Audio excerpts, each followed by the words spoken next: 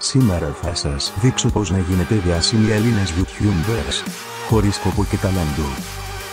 Αρχικά, θα πρέπει να μάθετε να παίζετε Minecraft. Για να ξεκινήσουμε, πρέπει να κατεβάσουμε το Minecraft. Μάλλον το έγραψα λάθος.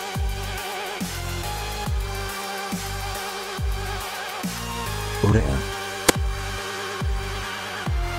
Μπήκαμε στο site του Minecraft και ψάχνουμε το link για να το κατεβάσουμε.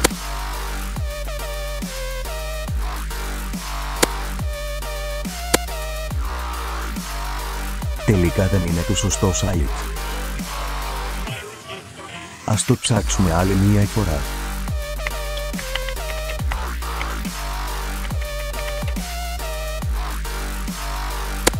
Τέλεια, βρήκαμε το σωστό. Ασφαλής λήψη.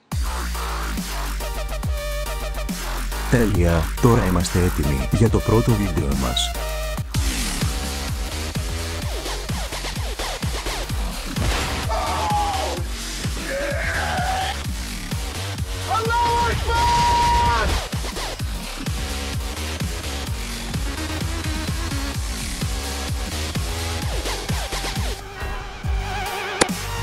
Εξαιρετικά.